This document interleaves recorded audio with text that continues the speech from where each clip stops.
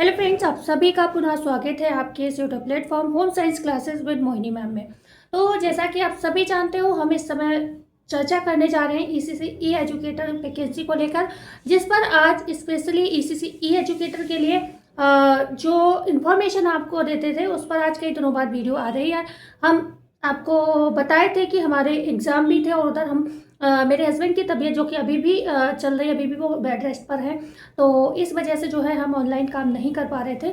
और हालांकि अब हम एग्ज़ाम से फ्री हो गए हैं और अब घर की ही जिम्मेदारियां हैं, तो मैंने अब अपना काम स्टार्ट किया है।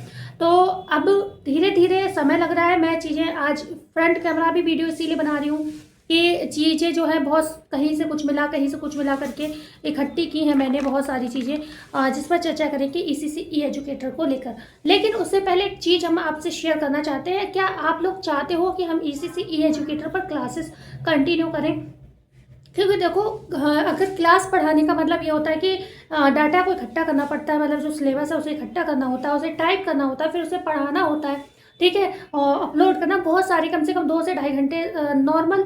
ये तो मैं बता रही हूँ, अगर मैं पूरा टाइपिंग वगैरह जोड़ूँ सब कुछ तो आराम से 4 से 5 घंटे का काम होता है, ठीक है। और ऐसे में अगर आप वीडियोस देखें ना, है ना, ना देखें या फिर आप लोगों से मुझे कोई मतलब मेरी मेहनत का फल ना प्राप्त हो तो फिर मेरी मेहनत बेकार है। तो इसलिए कम से कम 50-60 कमेंट मुझे चाहिए कि हाँ मैम आप कंटिन्यू रखिए क्लास, हम देखेंगे, ठीक है। तो इतना कमेंट, क्योंकि ईसीसी ई एजुकेटर में अच्छा वाला फॉर्म पड़ता है और इसलिए इतना तो मैं उम्मीद कर ही सकती हूँ इतने फॉर्म में कि कुछ 50-60 बच्चे तो हमें कमेंट करके ये बोले कि हाँ मैम आप क्लास कंटिन्यू करिए, जो कि मैं मेहनत करूँ, है ना। क्योंकि हम लोग भी फंसे हुए हैं थोड़ा, टीजीटी पीजीटी में कुछ समझ नहीं आ रहा है, कुछ क्वेश्चन मतलब आते आते गलत हो गए हैं। जो कंपटीशन में बैठते हैं वो समझ सकते हैं, और हम तो वैसे भी घर की कुछ प्रॉब्लम से परेशान थे। आप लोग सब लोग जानते हो, कई बार वीडियो में डिस्कस किया है, हर बार उस चीज़ की हम चर्चा नहीं करना चाहते हैं। तो मेरे माइंड में बहुत ज़्यादा प्रेशर था, प्रेशराइज थी। उस दिन भी एग्ज़ाम हॉल में भी मेरे दर्द हो रहा था सिर में, हालांकि मैंने बहुत पढ़ाई,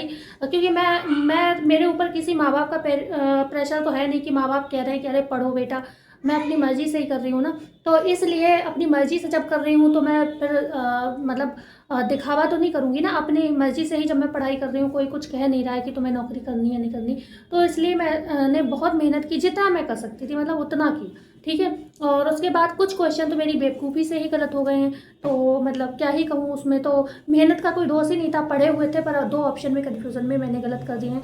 तो मुझे कुछ नहीं पता है, तो आगे भी मुझे ऐसा लग रहा है फिर कंटिन्यू करना पड़ेगा, मतलब मैं भी बहुत उलझी हुई हूँ। तो जितना अगर आप लोग सपोर्ट करेंगे तभी हम आपकी क्लास कंटिन्यू रखेंगे, अन्यथा में हम आपको जो अपडेट देते हैं वो अपडेट देते रहेंगे। अगर आपको लग रहा है कहीं और बेहतर कोई पढ़ा रहा है तो कोई दिक्कत नहीं है, आपको कंटेंट मिलना चाहिए, आपको आपका सिलेबस मिलना चाहिए, मुझे इससे कोई फ़र्क नहीं पड़ता, ठीक है। तो आप लोग वहाँ पढ़ लीजिए, तो मैं आपको सिर्फ अपडेट देती रहूँगी, ठीक है। तो पर आप लोग प्लीज़ कमेंट करिएगा, जिससे मैं अन्यथा में मेहनत ना करती रहूँ, क्योंकि 10-20 बच्चे देखें भी, वो भी पूरी क्लास ना देखें, तो मेरा अभी मेरी प्रॉब्लम आप समझिए, ठीक है। अब स्टार्ट करते हैं कुछ अपडेट्स की चर्चा। और बकाया अगर जो मैं पढ़ाऊंगी उसका पीडीएफ चाहिए तो मैंने बार कोड लगा रखा है, आप मतलब क्यूआर कोड लगा रखा है, आप उस क्यूआर कोड पर मुझे 99 का पेमेंट कर दीजिएगा और मैं आपको जो है पीडीएफ प्रोवाइड करा दूंगी। नंबर भी मैं मेंशन मतलब कर दूंगी, ठीक है। किसी दूसरी वीडियो में जिस पे मैं लिख कर पढ़ाऊंगी तो उस पर वैसे मैं बोल दे रही हूँ 9634646046। लेकिन अन्यथा में प्लीज़ फ़ोन मत करिएगा, क्योंकि मैं अकेले सब कुछ हैंडल करती हूँ और कई बार आप लोगों के फ़ोन रिसीव नहीं हो पाएंगे अगर आप अन्यथा में करेंगे, ठीक है। बकाया मेरे पास मैसेज आएगा और उसी नाम से होगा, तो मैं लगभग समझ जाऊँगी किसका फ़ोन है और मैं आपका कॉल रिसीव कर लूँगी। उसमें करना कुछ नहीं, आपको फ़ोन नहीं करना है, आपको व्हाट्सएप पर स्क्रीनशॉट भेज देना है कि मैम हमने ये फ़ीस पेमेंट कर दी है। 99 कोई फ़ीस ज़्यादा नहीं है, मैं आपको जो सब्जेक्ट है वही पढ़ाऊँगी, ठीक है। तो अब हम बात करते हैं यहाँ पर कुछ अपडेट की, ठीक है। जैसे कि अगर हम बात करते हैं 8800 में अभी 2 जगह आवेदन चल रहे हैं आपके, सोनभद्र में और बलरामपुर में। तो सोनभद्र की जो है 17 जून लास्ट डेट है और जो बलरामपुर है उसकी कल लास्ट डेट है। तो मैं आपको बता दे रही हूँ 96 पोस्ट है बलरामपुर पे और 9 जून है कल लास्ट डेट है, आप लोग फॉर्म भर लीजिए। और बलरामपुर में 9 जून लास्ट डेट है कल, तो भर लीजिए फॉर्म। सोनभद्र की 17 जून है, 89 पोस्ट है, तो आप लोग आवेदन कर लीजिए, ठीक है। दूसरा हम बात करते हैं यहाँ पर कुछ जिले के बहुत कमेंट आ रहे हैं कि अयोध्या में डीबी कब होगी या अयोध्या में न्यू वैकेंसी कब आएंगी, मतलब डीबी पे जो हुई थी पुरानी उस पर विवाद चल रहा है। तो अयोध्या, बस्ती, सुल्तानपुर, अम्बेडकर नगर, ठीक है। पेपर का तो कहीं नहीं कहा जा सकता है कहाँ होगा कहाँ नहीं होगा, लेकिन मुझे इस पेपर में एक चीज़ समझ नहीं आई। जब आपको पेपर ही कराना था तो ये रैंडम सिलेक्शन तो अभी भी चल रहा है ना। रैंडम सिलेक्शन का मतलब कि आप रैंडमली ही बच्चों को कलेक्ट कर रहे हो, सिलेक्ट कर रहे हो और उसके बाद उनका एग्जाम करा रहे हो, ठीक है। तो समस्या तो भाई रही रैंडम में, तो आप फिर भी उन्हीं बच्चों को मतलब जिसके नंबर कम है या मतलब जिसके नंबर ज़्यादा है वो रह जा रहा है, जिसके कम है वो निकल जा रहा है, ठीक है। जैसे तैसे एग्जाम भी निकल जाएगा तो उसका सिलेक्शन हो जाएगा, ठीक है।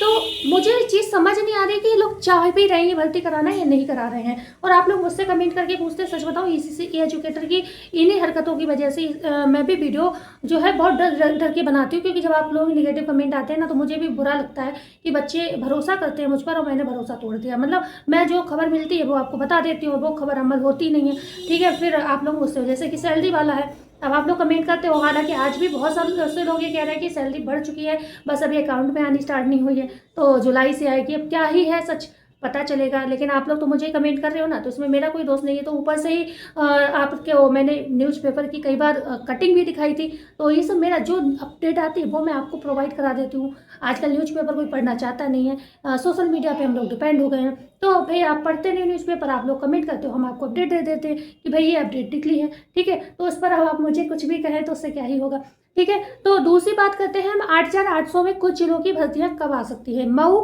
कन्नौज, गोरखपुर, लखनऊ, गोंडा, पीलीभीत, बहराइच, महाराजगंज, अमेठी इसी माह में आवेदन का, अभी भी मैं कह दे रही हूँ ये अपडेट मिला है, इसमें कितना % सच है कितना % झूठ है कुछ नहीं कहा जा सकता, ठीक है। बदायूं बरेली की अपडेट मैं आपको जल्दी देती हूँ, ठीक है।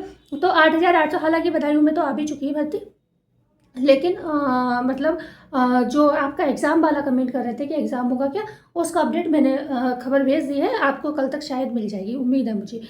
तो यहाँ पर 8,800 मऊ, कन्नौज, गोरखपुर, लखनऊ, गोंडा, पीलीभीत, बहराइच, महाराजगंज, अमेठी इसी माह आवेदन जो है स्टार्ट होने की संभावना यहाँ पर बन रही है, ठीक है। और जो आजमगढ़ है ना, वहाँ पर पुरानी भर्ती रद्द होगी तभी आपकी भर्ती आएगी, क्योंकि पुरानी भर्ती जो है बहुत ज़्यादा विवादों में रही है, इस वजह से मैं आपको बोल रही हूँ, ठीक है। तो अब बात करते हैं अयोध्या बस्ती सुल्तानपुर की। आई थिंक बात कर ली मैंने ना, भर्ती विवाद में होगी, विवाद में विवाद में है पुरानी वाली भर्ती, ठीक है ना। तो उसके बाद ही वो रद्द होती है या उसी आधार पर एग्ज़ाम होगा, ये सब चीज़ें हम आपको जब अपडेट आएगा हम बता देंगे। इसमें भी कन्फ्यूज़न लगा हुआ है अयोध्या बस्ती सुल्तानपुर अम्बेडकर नगर में कि क्या रहेगा, भर्ती रद्द करी जाएगी पुरानी वाली या फिर उसी को रिकंटिन्यू करके मतलब एग्ज़ाम करा लिया जाएगा, मतलब डीबी को रद्द करके एग्ज़ाम करा लिया जाएगा। ये सारी चीज़ें आपको जब तक अपडेट वहाँ से नहीं आ जाती, बस आप लोग कमेंट करते हैं तो हम बता दे रहे हैं कि अभी यहाँ पर कुछ भी ऐसा कंफर्म नहीं हुआ है। जैसे ही अपडेट आता है हम आपको बता देते हैं, ठीक है, बता देंगे, ओके। और प्रतापगढ़ में देवरिया में अगले सप्ताह तक आपको जो है देखने को मिलेगा, जो कुछ कोई ना कोई अपडेट आपको मिल जाएगा, जो प्रतापगढ़ की भर्ती का अपडेट कर रहे हो उसका, ठीक है। अगले सप्ताह तक आप वेट करिए, उसके बाद देखते नहीं आता है फिर पता और करते हैं, ठीक है। उसके बाद हरदोई में आपका 12 जून का परीक्षा लगा हुआ है, ठीक है। सीतापुर का आपका जो है रिजल्ट 15 से 20 जून तक सुना जा रहा है कि रिजल्ट आपका आ जाएगा, ठीक है। और मऊ में जो है आपकी सेकंड लिस्ट जारी हो सकती है, ऐसा सुनने में आ रहा है, लेकिन ये सारी चीज़ें सुनने में आ रही हैं, बस मैं आपको वही अपडेट दे रही हूँ जो मुझे पता चली हैं और मैं अपनी तरफ से कुछ नहीं बता रही हूँ, ठीक है। अब बात करते हैं डॉक्यूमेंट्स वेरिफिकेशन का। बहराइच में 15 से 18 जून आपका क्या चल रहा है, डॉक्यूमेंट्स वेरिफिकेशन। 15 से 18 जून, आज आपकी 8 तारीख हो गई है, 15 से 18 जून तक आपका डॉक्यूमेंट्स वेरिफिकेशन चलेगा, ठीक है। 420 बच्चों का रैंडमली सिलेक्शन कर लिया गया है, ठीक है। उसके बाद 140 सीट पर अभी आपका डॉक्यूमेंट्स वेरिफिकेशन चलेगा, ठीक है। 140 सीट है ना वहाँ पर बहराइच में, और उसके बाद आपको पता चलेगा कि आपका एग्ज़ाम होगा या नहीं होगा।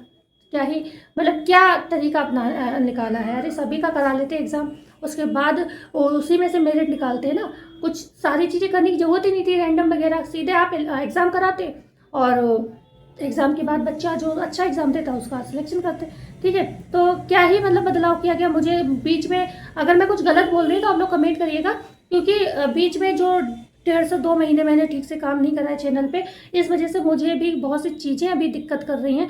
धीरे धीरे मुझे समझ में आएगी, मैं भी भूल चुकी हूँ, कॉपी को बार बार देख रही हूँ, पढ़ रही हूँ कि कहाँ कहाँ कौन कौन सी भर्ती आ चुकी थी, थोड़ा समझने में टाइम लग रहा है। कॉपी में भी क्या होता है कभी कभी जल्दी में अपडेट थोड़ा उल्टा सीधा टेढ़ा बेढ़ा लिख देते हैं, तो वो समझने में मुझे अपनी, क्योंकि मुझे नोट्स तो थे नहीं कि उन्हें पढ़ना है याद करना है अच्छे से लिखूँ, तो मैंने भी थोड़ा जल्दबाजी में कभी कहीं कुछ लिख दिया, कभी कहीं कुछ लिख दिया, तो इस वजह से मुझे भी बहुत दिक्कत हो रही है। तो धीरे धीरे मैं समझने लगूंगी जब ये सारी चीज़ें जो मैं भूल रही हूँ अभी कि कितनी जगह 8,800 आ चुकी है, कितनी जगह 10,684 आ चुकी है। हालांकि वो तो लगभग पूरी हो चुकी थी, 2-4 जिले रह गए थे जब हमने वीडियो बनाना छोड़ा था। तो प्लीज़ थोड़ा सा पेशेंस रखिए, 2-4 दिन का मुझे समय दीजिए, धरातल पे मैं आ जाऊँ, थोड़ा समझने लगूँ कहाँ से चीज़ें छोड़ी है मैंने, कहाँ से स्टार्ट करना है, फिर मैं आपको बताती हूँ। ठीक है, बकाया आपकी बात करूँ, यहाँ पर मऊ जिले की 6 जून से डीबी चल रही थी, 6, 7, 8 को हो गई है डीबी, आज 8 है। कल 9 तारीख को जिन भी बच्चों की डीबी छूट गई है वो सारे बच्चे जा सकते हैं। ये समय रहेगा 10 बजे से 4:30 बजे तक, मऊ के बच्चे। ठीक है, कहाँ जाना है आपको पता बता दे रही हूँ। जिला शिक्षा एवं प्रशिक्षण संस्थान डाइट कैंपस परिसर में उपस्थित BRC बरदहा या परदहा होगा ये, मऊ में। ठीक है, जिला शिक्षा एवं प्रशिक्षण संस्थान डाइट कैंपस परिसर में अवस्थित BRC परदहा मऊ में आपको जाना है। कब? कल। जिन भी बच्चों की रह गई है सबको जाना है। ठीक है, 1 से लेकर 300 350 आई थिंक बच्चों को बुलाया गया है, जितना भी है मतलब टोटल आप सबको जाना है। ठीक है, तो यहाँ पर हो गई बात आपकी ECC ई एजुकेटर भर्ती की।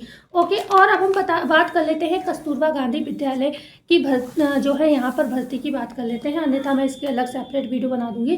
कस्तूरबा गांधी विद्यालय में भर्तियाँ आई हुई हैं। कौन कौन से कितने जिलों में आई है? 9 जिलों में आई है।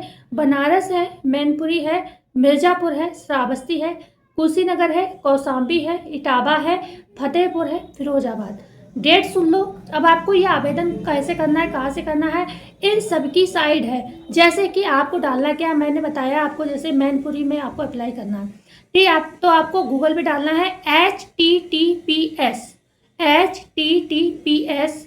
डॉट, 2 बार स्लैश आएगा, जो टेढ़ी लाइन वाले होते हैं ना, 2 स्लैश आएंगे, उसके बाद आपको manpuri.nic.in कर देना। ठीक है, वीडियो रोक के आप सुन लें, https डॉट डबल स्लैश, ठीक है, फिर मैनपुरी पूरा डालोगे आप .nic.in पर आप जाकर इसी तरीके से सारा आपको वही डालना है। अगर आप बनारस के हो तो बनारस डाल देना बीच में, फिर .nic.in कर देना। श्रावस्ती को तो श्रावस्ती डाल के .nic.in कर देना, उससे पहले https डॉट स्लैश लगा देना दो। ठीक है, तो ऐसे करके आप बताएं, मैं ये एक ही वीडियो में इसलिए कर दे रही हूँ कि आप लोग परेशान ना हो। ठीक है, अभी मैं चाहूँ इसके लिए सेपरेट वीडियो बना सकती हूँ, और कुछ बच्चे रह भी जाएंगे अगर एंड तक नहीं देखेंगे। तो अब आप एक चीज़ बता देती हूँ, मैनपुरी में 15 जून लास्ट डेट है, मिर्ज़ापुर में 27 जून लास्ट डेट है कस्तूरबा गांधी विद्यालय भर्ती के आवेदन की। श्रावस्ती में 18 जून है, और कुशीनगर में 20 जून है, कौशाम्बी में भी 20 जून है, इटावा में 8 जून है, फतेहपुर में आपकी 19 जून है, फतेहपुर में 11 जून है, सॉरी, फतेहपुर में 11 जून है। और यहाँ पर इटावा की डेट निकल चुकी है, 8 जून, मतलब निकली नहीं, आज की है, पर अब मुश्किल हो पाएगा क्योंकि आपको प्रिंट निकाल कर यहाँ पर इसे ऑफलाइन भेजना होता है। लेकिन एक चीज़ बता दूँ, ये ऑफलाइन जो फॉर्म चाहता है ना, इसमें एक फ़ायदा है, इसमें मेरिट खाई नहीं जाती है, और इसमें सैलरी अच्छी होती है। जो परमानेंट टीचर लगाए जाते हैं कस्तूरबा गांधी में, दोनों तरीके के लगते हैं, कुछ अंशकालिक होते हैं, कुछ पूर्णकालिक होते हैं। उनकी सैलरी 25,000 के करीब होती है, मतलब थोड़ा बहुत ऊपर नीचे हो सकती है। ठीक है, किसी में 27,000 भी होती है, किसी में 24,000 भी होती है, किसी में 23, किसी में 25, ऐसे रहती है इसकी सैलरी। ठीक है, सैलरी अच्छी होती है, और क्योंकि ऑफलाइन फॉर्म डाले जाते हैं, तो लोग ऑफलाइन के चक्कर में क्या करते हैं, इसको नहीं अप्लाई करते, तो उसमें मेरिट बहुत हाई नहीं जाती। ठीक है, तो आपको क्या करना है, गूगल से अपना प्रिंट तो आपको कैफे जाकर ही निकालना होगा, तो आप बता देना उन्हें साइड की, ये इस ज़िले की साइड है, वो खुद ही जाकर आपको, जिस भी ज़िले के हो गया, आपने कह दिया बनारस की हो तो बनारस की साइड पर पड़ी हुई है, तो वो खुद ही आपको प्रिंट कस्तूरबा गांधी का निकाल के दे देंगे। उसको फिल करके आपको जो भी उस पर लिखा हो, A4 साइज लिफाफा वगैरह, उस पर आपको करके भेज देना है। ठीक है, फिरोजाबाद में 21 जून है।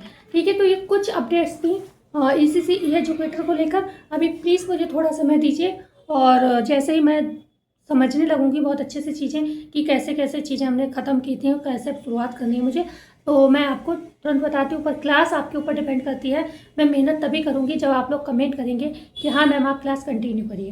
क्योंकि समझ लीजिए, मैं एक हाउसवाइफ हूँ, मैं बहुत ज़्यादा समस्याओं को फेस करती हूँ। आप अपने घर में अपनी मम्मी को देख सकते हैं कि वो कितना काम संभालती है पूरे दिन में। ठीक है, तो ऐसे आप लोग समझ लो मेरी स्थिति है। ठीक है, तो उसके बाद मैं ऑनलाइन काम भी करती हूँ, इतना सारा ये सब ढूंढना पड़ता है, मैं पढ़ाई भी करती हूँ, जो शायद आपकी मम्मी नहीं करती होंगी। तो इतने पे अगर आप लोग हमें कमेंट करके नहीं बताएंगे कि मैम क्लास कंटिन्यू रखें नहीं रखें, तो फिर मुझे मजबूरन फिर क्लास को एंड करना पड़ेगा, क्योंकि समझ सकते हो अब इतना बार बार बोलने का कोई फ़ायदा नहीं। तो वीडियो को एंड करती हूँ, मिलती हूँ कल नई वीडियो में नई जानकारी के साथ। जब तक वीडियो को लाइक शेयर सब्सक्राइब जरूर करिएगा। धन्यवाद।